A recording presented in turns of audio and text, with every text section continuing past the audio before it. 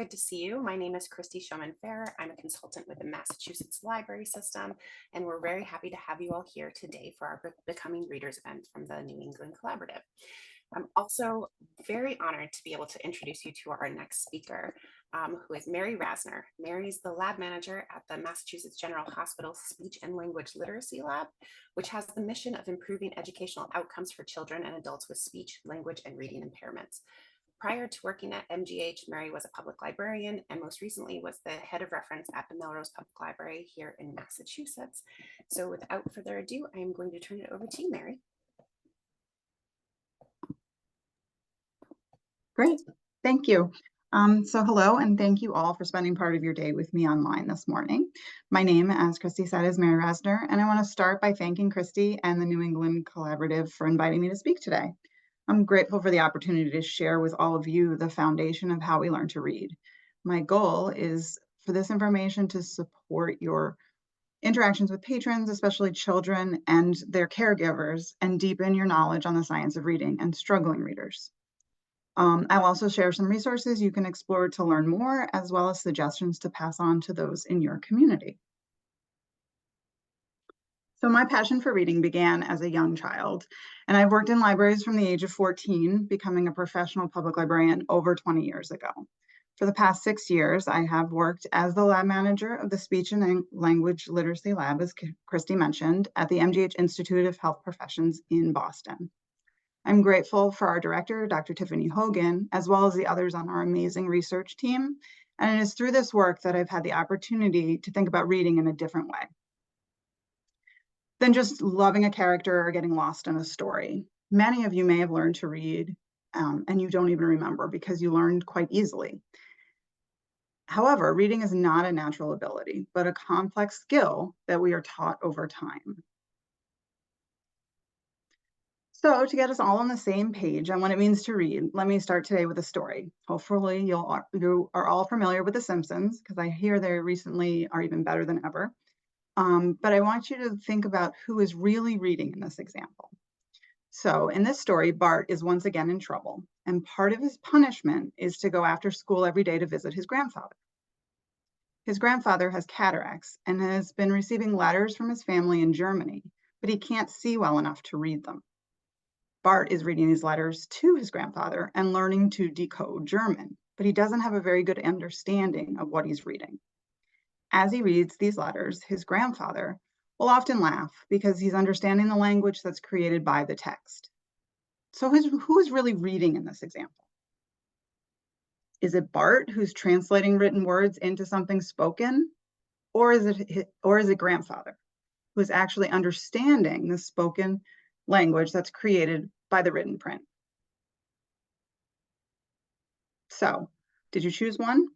This is actually a trick question.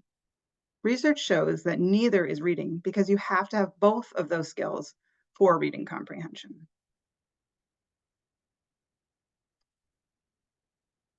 The reading requires both the ability to turn the written form of language into something spoken, reading the words on the page as well as comprehension of that spoken language. So we need both of these skills to comprehend what we read. Another way this is expressed is with the model you see here, the simple view of reading, which represents both components of reading. This framework helps us to recognize that there are two key components necessary for reading comprehension. The formula and the large body of research supporting it show that in general, a child's reading comprehension is strong if they are both a good decoder and listening comprehender. So let's talk about each a little bit more. The first skill in reading is word recognition, turning something written into something spoken. It may be spoken out loud if reading out loud, or spoken in your head if reading silently. So word reading or decoding is the ability to accurately translate printed letter patterns into spoken words.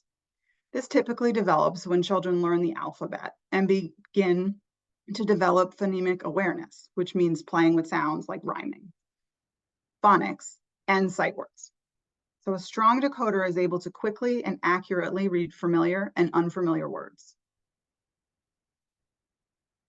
Listening comprehension, on the other hand, is the ability to understand spoken language. I think this is best understood with an example. So I want you to listen carefully to this next story. And while you listen, be thinking about what it means. When I'm done reading it, I'm going to ask you some comprehension questions. The procedure is actually quite simple. First, you arrange things into different groups. Of course, one pile may be sufficient, depending on how much there is to do. If you have to go somewhere else due to lack of facilities, that's the next step. Otherwise, you are pretty well set. It is important not to overdo things. That is, it is better to do too few things at once rather than too many. In the short run, this may not seem important, but complications can easily arise. A mistake can be expensive as well. So let's imagine you're a student in a class, and I give you this set of instructions. Is this hard to understand? Do you know what I'm talking about? This passage is particularly difficult to comprehend because it's filled with many general all-purpose words. It's talking about the procedure. It's saying things, groups. There's nothing specific to help you understand what to do. If we fill in some of these words, you may be able to comprehend it more easily. But imagine if you were the child and everyone around you also heard these words and began diligently working. You ask for it to be repeated. To me as the teacher, I may think, well, I can repeat it, but the words are all there. This seems pretty clear. But for a child who doesn't have specific vocabulary words, the words they don't understand can be translated into general all-purpose words in their head, so it doesn't end up being clear. So let's look at what this actually is about when we change those general words and change them into more specific words. It becomes more clear. So instead of saying things, I replace that with clothes. And now you know exactly what I'm talking about, right? I'm talking about laundry. And I'm changing the groups into piles of laundry. And the facilities are really a washer and dryer.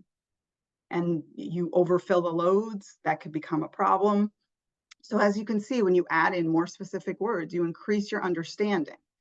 But you need to have the specific words in your vocabulary and need to know how to connect them to other words.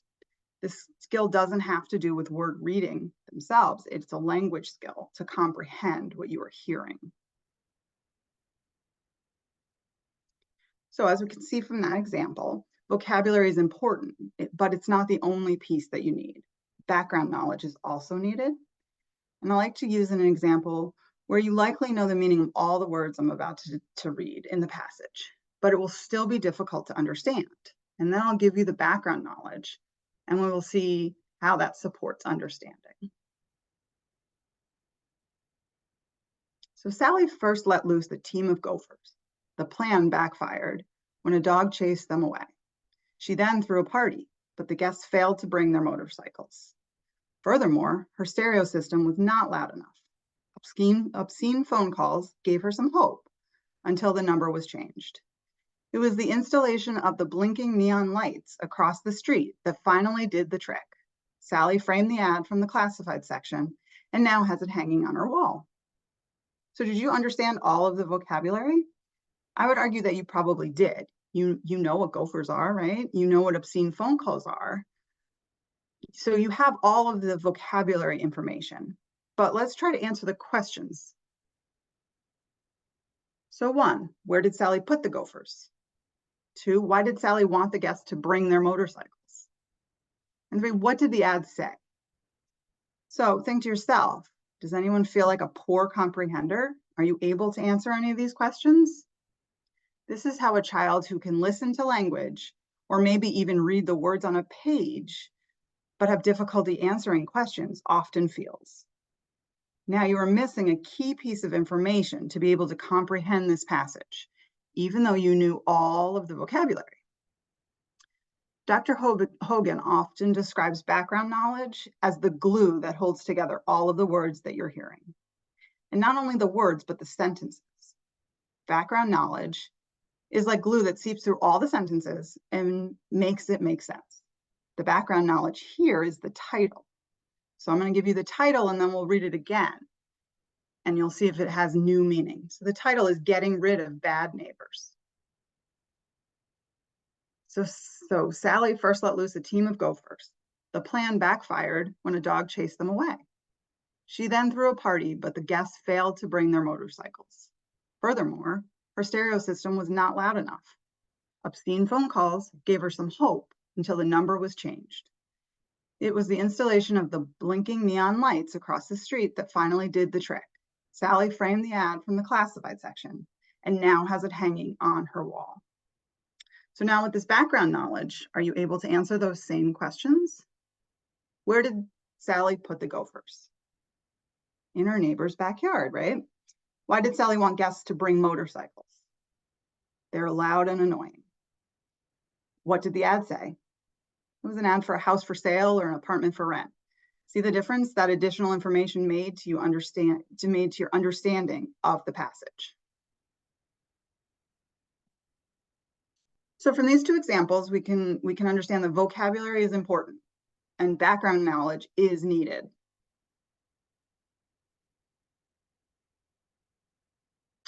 So we hear and apprehend only what we already half know. I love this quote because it really captures what we know about comprehension, that we comprehend only what we already have knowledge of. I'd like to share one more example of what's important for strong comprehension, the ability to update as we are listening or reading.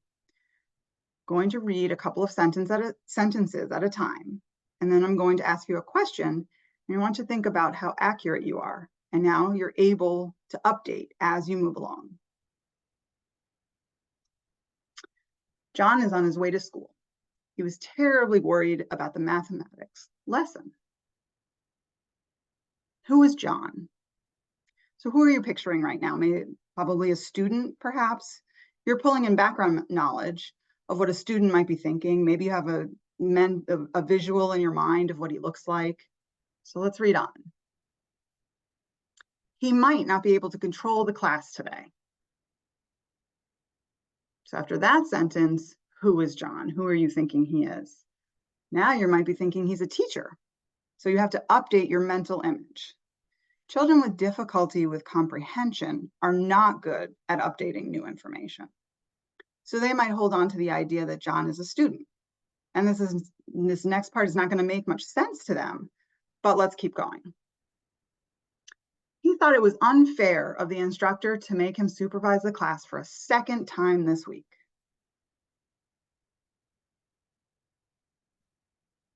So now, who is John? He's not a teacher, he's maybe a student teacher, right? So again, you're having to update your background knowledge. And not only are you updating your background knowledge, but you're suppressing irrelevant information. You're suppressing everything you may have imagined or thought about him being a student or a student teacher. You keep updating and changing what you're thinking about. So now let's read the last line. After all, it was not a normal part of the janitor's duties. Now we're on a webinar, so I can't hear if you're laughing, but often people laugh at the idea that it wasn't a student or a teacher, it was a janitor, because that's unusual. But the problem is that we know that children who have comprehension difficulties also have difficulties with humor for that same reason of updating and suppression of information. And that kind of leads into why they have so many struggles socially sometimes as well. So going back to the simple view, what do we know about that? Based on hundreds of studies, we know that both of those components need to be considered when we're thinking about reading. Good reading comprehension requires the interaction of two broad sets of abilities, decoding or word recognition and language comprehension. If one or both sides of the equation are missing or diminished, then reading comprehension will suffer or even be absent. But as we learn more about the simple view of reading, we discover that it's not actually so simple. Each part of the simple view equation represents a set of specific sub-skills or factors related to reading. So what you can see on your screen here is Hollis Scarborough's popular infographic, The Reading Rope, which, a fun little side note, this was developed in order to explain to a parent how their child was not able to read. It was like a visual that she wanted to give. but it represents the different components that underlie the simple view of reading and shows just how much is involved for both language comprehension. So at the top, you can see language comprehension includes what I've talked about today, such as background knowledge and vocabulary, but it also includes language structure, verbal reasoning, and literacy knowledge. So all of those things intertwine on that side of the rope. Then at the bottom, there's a separate rope at first, and that is word recognition, which includes phonological awareness, decoding, and sight recognition. So this model demonstrates how over time, all of these parts become intertwined to develop skilled reading. And as you can imagine, when one of these strands is not strong, the braid frays, and that's how you have a struggling reader instead of someone that's skilled at reading. So it's a great model to kind of visualize and share when thinking about and discussing the complexities of reading. So now that we have a better understanding of the two parts of reading, we can start to understand that poor readers are not all the same, and they may struggle with very different skills needed to read. And this fact dictates how we look for and provide support to a struggling reader. So poor readers are not all the same. We can use the simple view to subgroup poor readers based on individual differences. This model shown here is commonly referred to as the quadrant model and is the work of Dr. Hugh Katz and Dr. Tiffany Hogan. And it's putting poor readers into subgroups so we can better understand them. So the first group of readers I'm going to discuss are those who have poor word recognition, but good listening comprehension. And this group of readers are referred to as dyslexic. So dyslexia is a word reading deficit. It's when a reader has difficulty with accurate and/or fluent word recognition. Persons with dyslexia have trouble reading the words from the page.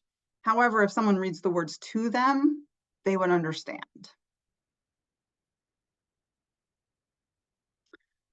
So dyslexia is very common. About 7% of the population struggles and is defined as having dyslexia.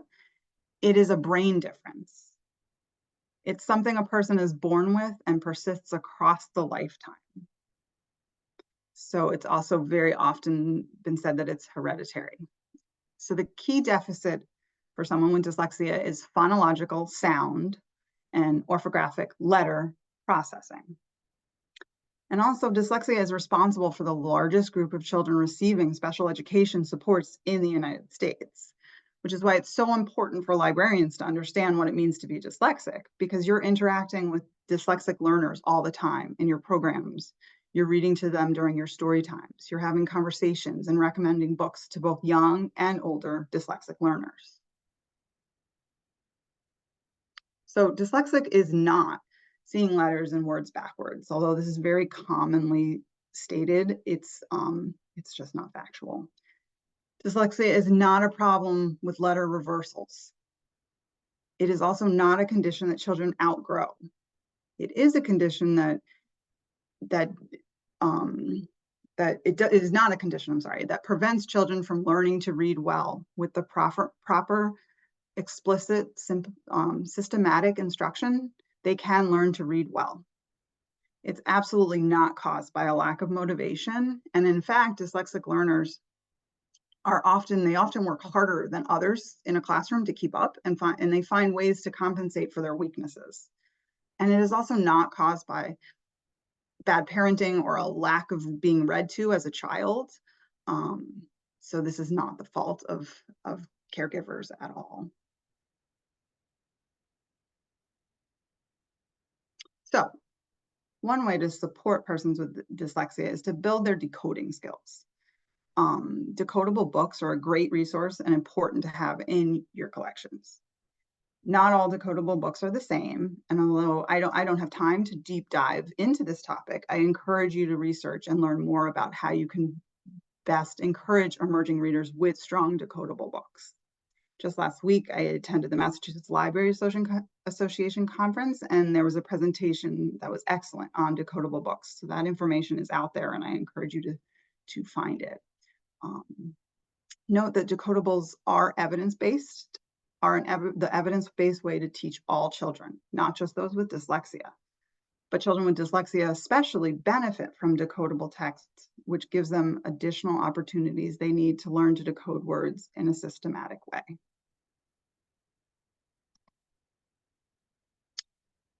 So to learn more and support patrons and your own learning, these are a couple of the resources that I recommend. Number one is the International Dyslexia Association, which IDA.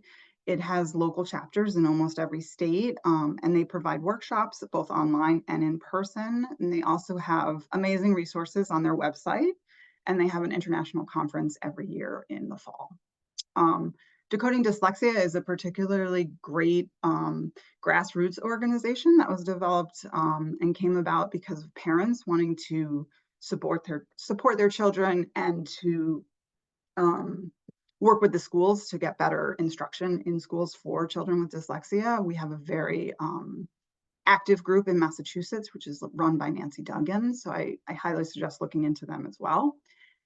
And then Reading Rockets is a national public media literacy initiative with an excellent website. It has really great short articles, videos. It's a great resource for both librarians and your patrons and parents that you might be in touch with in your libraries and speak to. So each of these organizations also have strong media presence. If you want to join the conversation that way, you can really learn a lot. But dyslexia is not the only language disorder that might be preventing children from becoming strong readers. On the other side of this quadrant model, developmental language disorder, or DLD, and these readers are good at word recognition, but are poor at comprehending language. And that's whether this language is, they read the language or they hear it. So sometimes this quadrant is called children with a specific comprehension deficit. It's also sometimes children are called poor comprehenders or hyperlexic. So those are words you may have heard that all are talking about DLD, which I'll refer to it as DLD from now on. So developmental language disorder is when a child or adult has difficulties talking and or understanding language. So what you're going to see is that it's actually very much like dyslexia for a lot of things. It's very common. It occurs in 1 in 10 children. Just like dyslexia, it's a brain difference. It's also something a person is born with and persists across the lifetime. The difference between DLD and dyslexia is that the deficit. So for DLD, the deficit is in vocabulary and grammar learning and use. So it's often also called a hidden deficit because it's harder to identify. Because with DLD, 50% of learners with DLD, they can read well. They can read words, but they fail to understand the text. And then they especially struggle with the shift from learning to read to reading to learn, which typically happens around 3rd grade. So with DLD, public awareness is low, but we are working to change that, especially because some of the characteristics are so similar to dyslexia. So DLD is not about mispronouncing words.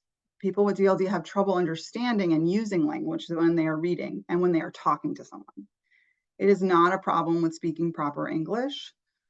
People with DLD have trouble learning English or other languages, but once they learn it, it's no longer a problem.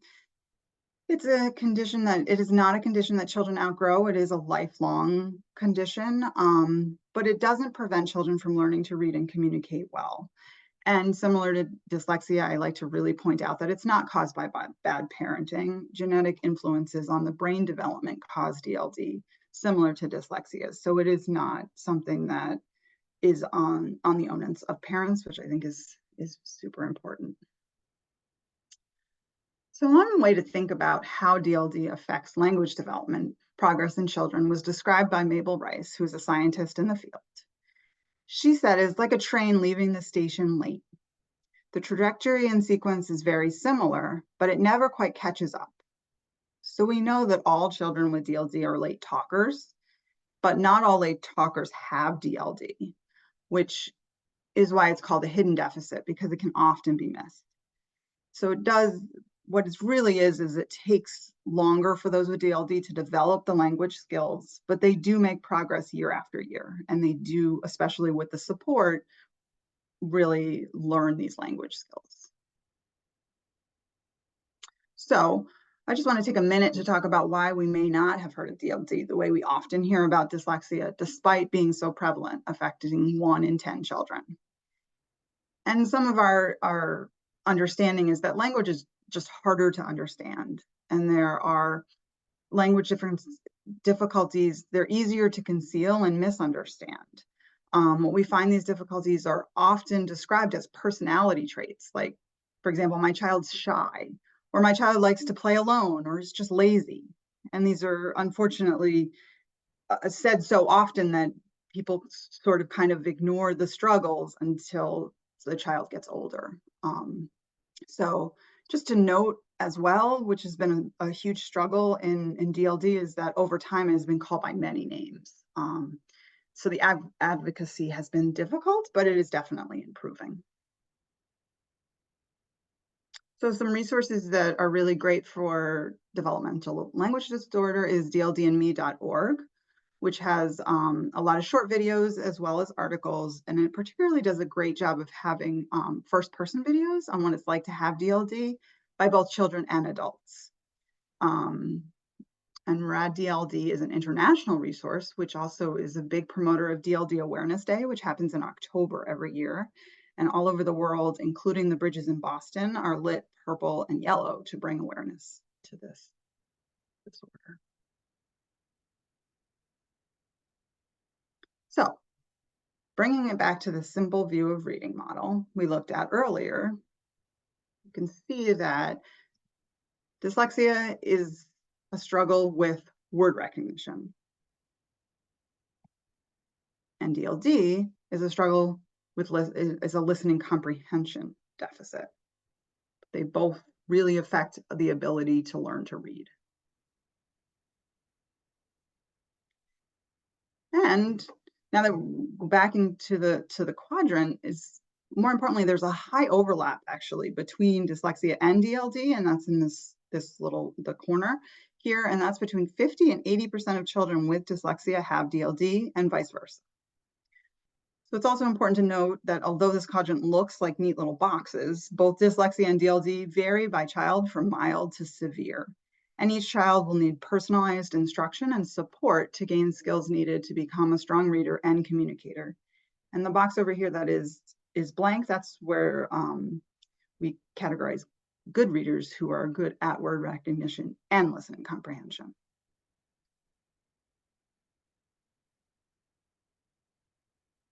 So to review what I've talked about so far, children with dyslexia have a deficit in word reading, ranging from mild to severe.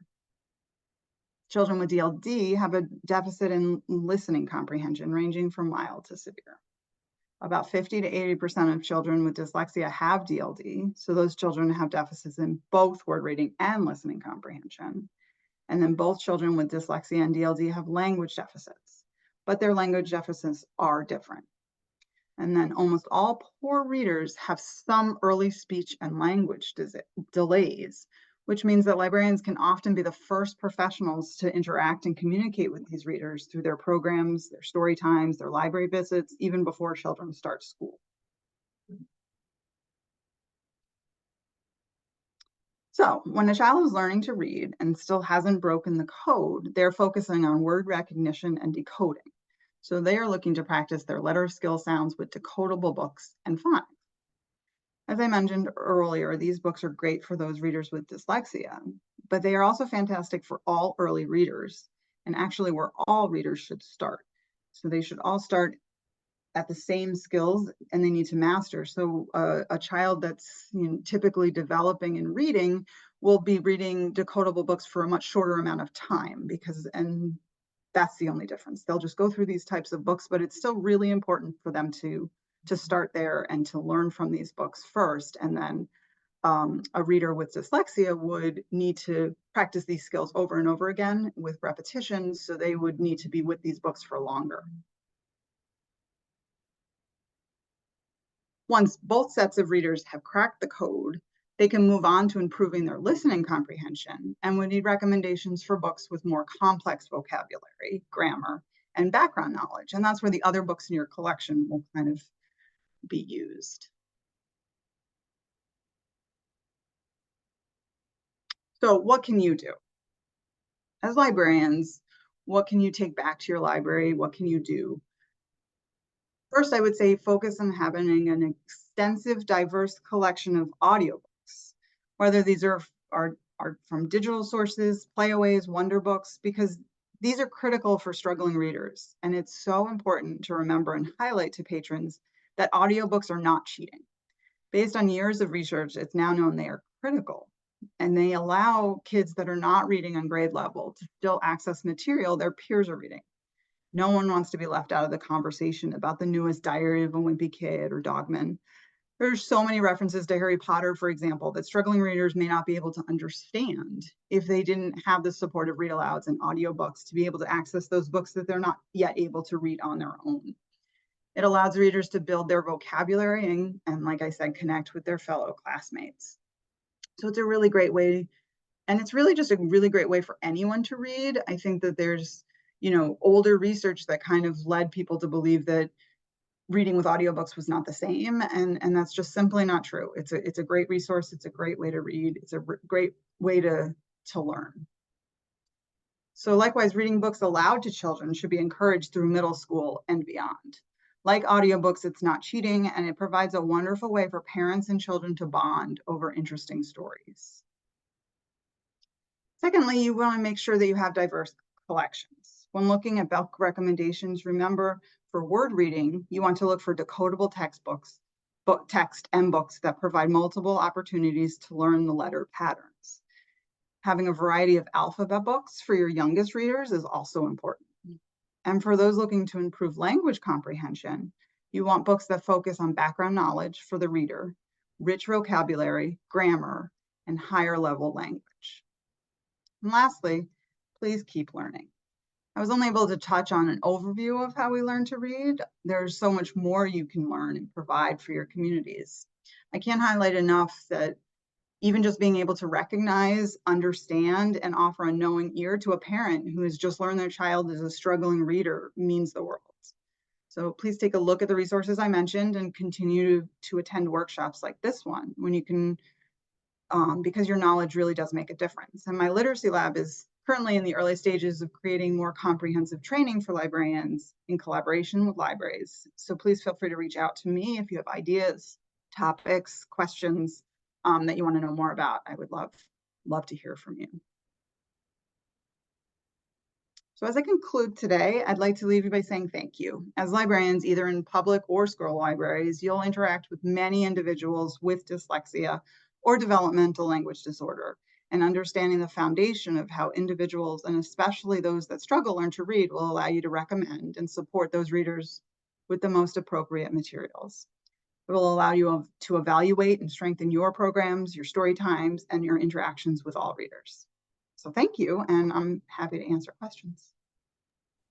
Thank you, Mary. I love the examples that you used. Those were so helpful to really understand kind of what's going on. So thank you for that. We do have a couple of questions that have already come in. So the first one is, what would you recommend for dyslexic children who have aged out of being interested in the beginner decodables? I think that really is a struggle. I think that's where audiobooks do come in, I think they have to still focus on those decodable skills and those letter sound connections, but you use those for maybe 15 minutes with those readers, and then you have them spend time listening to an audiobook that is one of interest to them and more at their grade level for content. Yeah, thank you. And Mary referenced the presentation that was done at the Massachusetts Library Association conference last week. That was Amy Stimac and a group of people from the Goodnow Library in Sudbury, Massachusetts, and they actually have a collection of decodables, including books that go older, like chapter books. So there are chapter book decodables that have a higher interest for older readers as well. Okay. The next question that came in through chat was, has there been research or thought about the concept of reading as it's been presented us today for people who are blind or have low vision and listen to audiobooks? Are they in another category of readers altogether? That's a great question, and I have to be honest that our research lab does not focus on blind readers, but I would love to learn more about that. So that's definitely something that I can follow up with you. I just the research that we do, and I just knowing the research that we do, they do not kind of combine. So I'm confident there's another group of researchers that are focused on blind readers, but they actually, from all the conferences I've gone to and the presentations I've seen, they do not combine the two broadly. So I think that that's really an interesting idea. I do know they Yeah. use a lot of audiobooks in that world, though. Well, and I would assume that DLDs can still exist in low vision populations, so that type Absolutely. of kind of the approaches and interventions probably are similar for kids who have regular or typical vision. That would be my guess. Yeah. Okay, the next question is, it's very hard to find decodables from trade publishers. Is there anything we can do to encourage the big publishers to start producing high quality and also durable decodable books for public libraries? Absolutely. I mean, I think that that is definitely the direction. I think that publishers are starting to recognize that this is a conversation that's happening in a lot of communities. It's happening in libraries, it's happening at schools. And I think that they are going to need to meet the demand. So I think we just have to keep talking to our reps and our publishers and telling them what we want. As librarians, I think that is one area where we do have a voice that we can be listened to, and I mean, I know that they are moving in that direction. I know publishers are coming out with more and more decodables, decodable books for a variety of ages. And I think they will move in that direction. I think they're going to have to. We're going to have to push them to move in that direction. Absolutely. And if you go to conferences, like if anybody's going to ALA, like talk to the people on the floor of the exhibit hall, tell them that this is what you want. They really do take those suggestions and bring them back to the publishing houses. So, okay. That question is done. Next one was, what about graphic novels and Wonder Books or Vox? Do graphic novels help with language disorders? Yes. So graphic novels are amazing. They are a great way, particularly for these readers to feel like they're reading what everybody else is reading. They are able to use the supports of by the time they're doing graphic novels, they can use the support of the pictures to get a better idea. You obviously don't want kids guessing what the word is. We know that that's not a good practice. But once they start reading graphic novels, or once they, are starting to get those letter sounds, it's all reinforcement. All reading is good. And anything that encourages a child to love it and to want to pick up a book is fantastic. Yeah, I feel like we need big posters that just say all reading is good reading. Yes. So, and this, of course, is kind of the reading they do on their own, which is, I think, very hard for dyslexic and DLD students. Reading is hard for them. It's really tiring for them. And so if they want to sit down and look at a graphic novel, that's amazing. That we want to encourage that, because they are hopefully getting that like very explicit instruction either by tutoring or in school. So their free time, we want them to also have that love. Thank you. Oh, awesome. It just popped over. So I was just pulling a question from the chat. Do you have any reassuring language to share with parents, especially around supporting their child reading less challenging books than their peers? Oh, that's a great question. And I mean, I have personal experience with that. My older son is dyslexic, and it's a challenge. I think that, I think I need someone else to tell me that hint because it can be discouraging for sure, but I think that's why we lean in. I suggest leaning into the audiobooks because if they're a dyslexic learner, then they do have most often have higher listening comprehension. So if you're the other thing that I think is great is to encourage parents to read with their children, and pause often and make sure they're understanding, because once they do understand, it just becomes more enjoyable.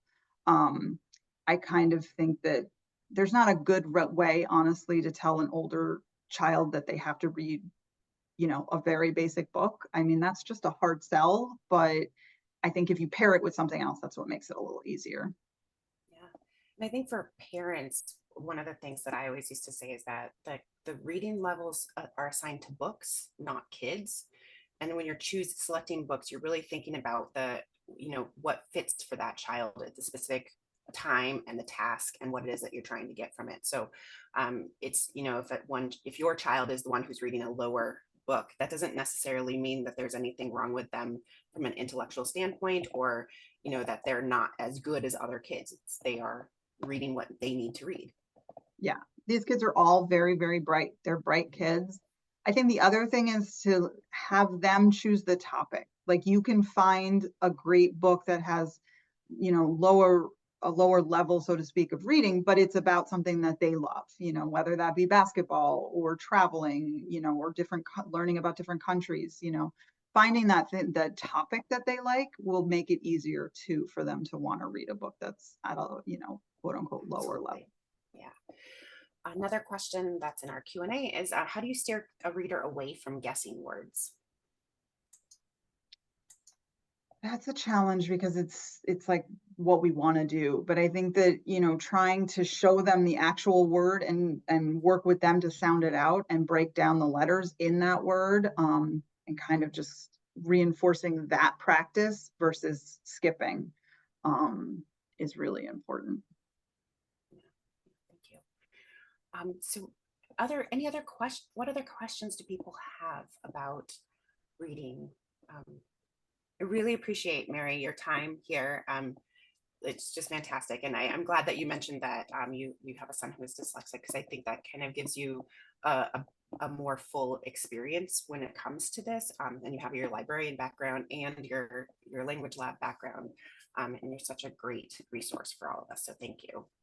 Thank you. Yes. And I can, from that point of view, reassure everyone that, reading in front of your children or reading to your children, as a librarian, I love to read, and it did not have any effect on whether my son struggled to read. So you can reassure parents of that, because I think that there is a stigma where parents, they feel guilty, and we really don't want that, because it's really not something that they're doing wrong. It's really a brain difference, and we just need to support these readers. Absolutely. Well, thank you so much. For everybody who is here with us today, we will have Mary's slides, and I did put the links in the chat, and I will be saving those as well. And we will have the recordings shared out once we have finished processing them. And we will be back here at 12:30 with Mind in the Making with Deb Dutcher from the New Hampshire State Library. So thank you so much for your time, Mary. Thank you.